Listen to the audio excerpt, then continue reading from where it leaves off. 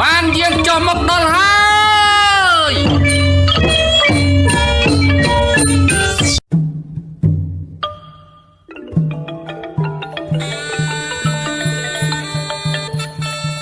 មហាសង្ក្រាន្តឆ្នាំម្សាញ់សព្វស័ក្តិពុទ្ធសករាជ2569គ្រិស្តសករាជ2025មហាសករាជ1947ចុលសករាជ1387សុភមស្តុវរមង្គលាជយាតិរេព្រះពុទ្ធសករាជព្រះសាសនាអតិកន្តាកន្លងទៅហើយបាន2568ត្រឹមថ្ងៃអាទិត្យ15កើតខែពិសាខលុះដល់ថ្ងៃច័ន្ទ1រោចខែពិសាខឆ្នាំម្សាញ់សព្វស័ក្តិតទៅចូលពុទ្ធសករាជ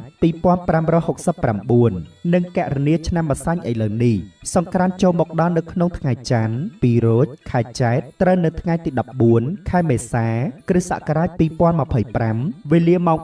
4:48 នាទីពេលនោះព្រះអាទិត្យចេញពីមីនៈឫស្សីទៅស្ថិតនៅឯមេសៈឫស្សីតាមផ្លូវគោវិថីគឺផ្លូវកណ្ដាលទៅមានទេវធីតាមួយព្រះអង្គជាមគ្គនាយិកាទ្រង់ព្រះនាមកោរកៈទេវីជាបុត្រីទី2នៃកបិលមហាព្រហ្មគង់នៅចតុមហារាជការទ្រង់អំពរពណ៌លឿងលំអនៅព្រះការដោយសៀបផ្កាអង្គាបោសអភរណៈកែវមន្តាភក្សាហាទ្រង់ទេលំប្រេងប្រហោះស្ដាំទ្រង់ព្រះខ័នប្រហោះឆ្វេងទ្រង់ឈើច្រត់ទ្រង់គង់ផ្ទុំបិទព្រះនេត្រលើក្នុងស្ដេចភ្ជាស្ដេចខ្លាជាយានពីហណៈទៅនាំអស់ទេវបុត្រទេវធីតាទាំងមួយសែនកោដ្ឋហោះទៅកាន់គុហាកែវធម្មលីនាទីភ្នំកេលេសខេត្តហេមពៀនដែលជាទីតម្កល់ទុកនៅព្រះសិរសាកបិលមហាព្រហ្មដែលតម្កល់ទុកលើពៀនមាសនាំមកដង្ហែប្រតិសិនភ្នំព្រះសុមេរុរាជតាមផ្លូវព្រះអាទិត្យចោះចំនួន60នាទីទើបនាំយកទៅតម្កល់ទុកកន្លែងដើមវិញហើយប្រជុំទេវ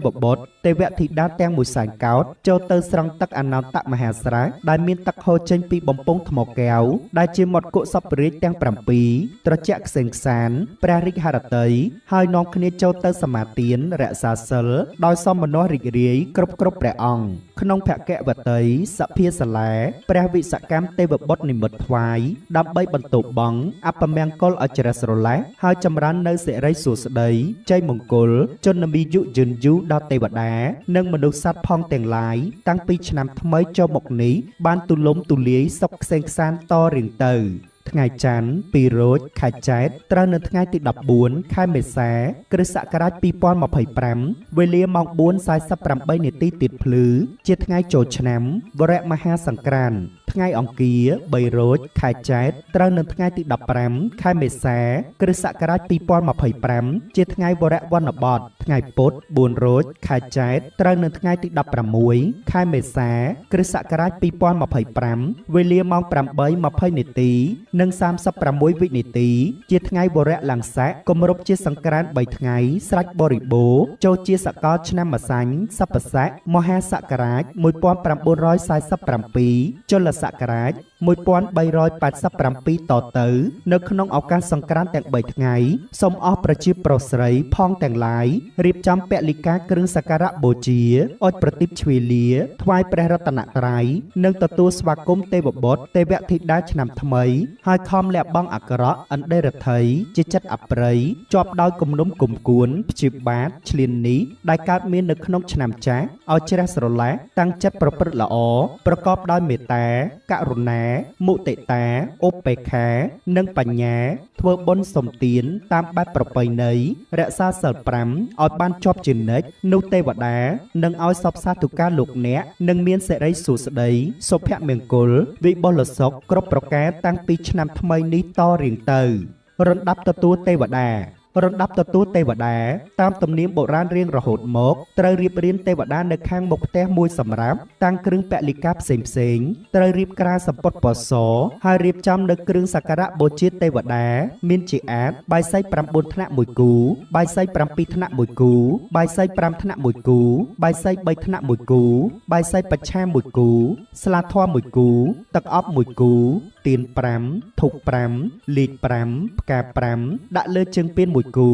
ចេកនួនចេកណាំវ៉ាដាក់លើជើងពៀនមួយគូផ្លែឈើ11មុខរៀបដាក់លើជើងពៀន11គូដូងឡើងមួយគូទឹកស្អាត2កែវស្រេចហើយទៅវេលាដែលទេវតាចុះមកត្រូវជួបជុំក្រុមគ្រួសារដើម្បីថ្វាយបង្គំព្រះនមស្ការព្រះរតនត្រ័យសមាទានសិលហើយតាំងចិត្តឲ្យបានស្អាតបរិសុទ្ធជ្រះស្រឡះនៅមើលទៅទាំងពួងដំកល់ចិត្តរំពឹងគិតទៅលើព្រះពុទ្ធព្រះធម៌ព្រះសង្ឃជាទីពឹងទីរលឹកលុះចាប់ពិធីទទួលទេវតាចំពោះបាយសី9ថ្នាក់7ថ្នាក់តាមទំនៀមមានចែងនៅក្នុងសៀវភៅព្រះរាជពិធីទ្វារទសមានិងមានអនុវត្តនៅព្រះបរមរាជវាំងតែចំពោះប្រជារាស្ត្រគួរធ្វើត្រឹម5ថ្នាក់ចុះមកគឺរៀបត្រឹមគ្រឿងសក្ការៈបូជាដែលមានទៀន5ធូប5ស្លាធម៌កូនចេក1គូក៏ល្មមសមគួរដែរចំពោះផ្លែឈើសម្រាប់ប្រជារាស្ត្រគួររៀបឲ្យបាន3មុខឬ5មុខក៏ជាការល្អប្រសើរគឺរៀបទៅតាមធនធានរបស់ខ្លួននៅគ្រប់ដង្វាយទាំងអស់ត្រូវរៀបដាក់ផ្កាម្លិភួង